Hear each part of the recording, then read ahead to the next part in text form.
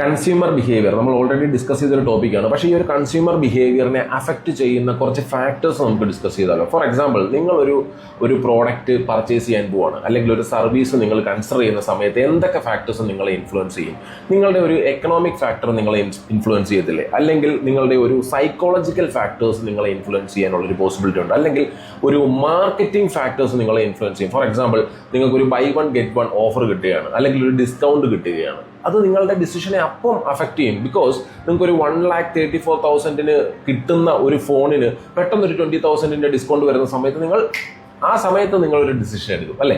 So consumer behaviour എന്ന് പറയുന്നത് നിങ്ങൾക്ക് പല രീതിയിൽ നിങ്ങളെ അഫക്റ്റ് ചെയ്തേക്കാം. ഈ പറയുന്ന പേഴ്സണൽ ഫാക്ടേഴ്സും എക്കണോമിക് ഫാക്ടേഴ്സും മാർക്കറ്റിംഗ് ഫാക്ടേഴ്സും എല്ലാം കൺസിഡർ ചെയ്യുന്ന സമയത്താണ് നമുക്ക് കറക്റ്റായിട്ടുള്ള ഒരു കൺസ്യൂമർ ബിഹേവിയർ എങ്ങനെയാണ് ഉണ്ടാകുന്നതെന്ന് നമുക്ക് അനലൈസ് ചെയ്യാൻ പറ്റുന്നത്. So give more importance to consumer behaviour.